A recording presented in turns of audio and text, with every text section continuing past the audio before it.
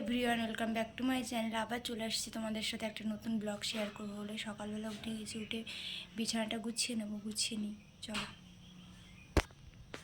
বিছানা গোছানো কমপ্লিট হয়ে গেছে, দেখতেই পাচ্ছ। এবার ব্রাশ করে নেব, ব্রাশ করে নিই। আবার অনেকক্ষণ পর তোমাদের সাথে কথা বলতে এলাম। দেখতেই পাচ্ছ রেডি হয়ে গেছি, রেডি হয়ে এখন বেরোবো।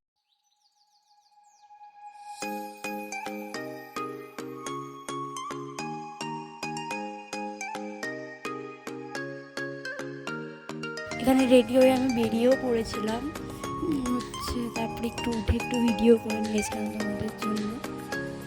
চলো দেখতে থাকো।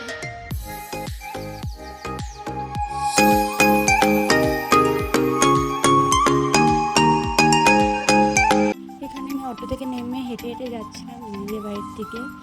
ভীষণ রোদ ছিল, এক হাতে ব্যাগ ছিল আর এক হাতে তো ফোন ছিল, ছাতাটাও মেলতে পারছিলাম না। ভীষণ কষ্ট হয়ে যাচ্ছিলো হেঁটে হেঁটে যেতে। একটুখানি যেতে হয়, তাও প্রচণ্ড রোদ ছিল তো, ওর জন্য। চলো যাই। তারপরে যেতে যেতে আমি দিদিদের বাড়িতে চলেও গেছি। এবার ব্যাগটা রেখে গেটটা খুলছিলাম, গেটটা খুলতে পারছিলাম না বলে আমার মুখের অবস্থা দেখো। অবশ্যই পারলাম। তারপরে এক পা দু পা করতে করতে গেলাম দিদির ঘরের দিকে, গিয়ে দেখি দিদি নেই। তারপরে দিদির রুমে ঢুকে দেখি এখানটা আমি তখন দিদির সাথে কিছু একটা নিয়ে কথা বলছিলাম, মনে নেই কি বলছিলাম, তো দিদিকে তোমাদের দেখিয়ে দিলাম। তারপর আমার চোখে বললো এই জিনিসটা আমার এত সুন্দর লেগেছে, তাই তোমাদের সাথেও শেয়ার করলাম।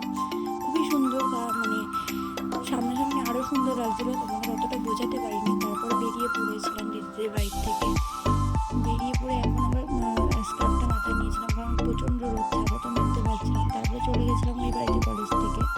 কলেজে গিয়ে সেমন একটা ক্লিপ নেওয়া হয়নি, তো প্রচণ্ড গরম পড়েছিল। তাই দেখলাম মাজা রেখে দিয়েছে, কোল্ড ড্রিঙ্কসও ছিল, কিন্তু আমি মাজাটাই খেলাম। খেয়ে ফ্রিজে ওটা রেখে তোমাদের সাথে কি একটা বলতে যাচ্ছিলাম, এখন আর মনেই পড়ছে না কি একটা বললাম। মনে হয় বলছিলাম পরে তোমাদের মাকে দেখাচ্ছি, এরকম কিছু একটা বলছিলাম। চলো দেখো।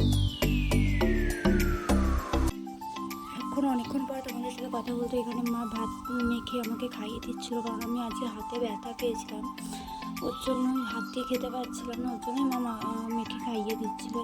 এমন না যে হাতে ব্যথা পেয়েছি বলে মেখে খাইয়ে দিচ্ছে, এমনিতেও খাইয়েই দেয়। ওখানে মাকে বলছিলাম, মা বলছিল যে চিংড়ি মাছ করেছি দেবো, কারণ না আমাকে চিংড়ি মাছটা দিও না, কারণ আমার চিংড়ি মাছে অ্যালার্জি আছে, ওই জন্য আমি চিংড়ি মাছটা আর খাইনি। এখানে মা আর আমি মিলে দুজনে কিছু একটা বলছিলাম আমি মাগুলোকে। হ্যাঁ, মনেও নেই কী বলছিলাম, দুজনে মিলে গল্পও করছিলাম। কিন্তু মা ওখানে টিভি দেখছিলো, আমিও একটু দেখলাম মা কি দেখছে। মা ওখানটা সিরিয়াল দেখছিলো।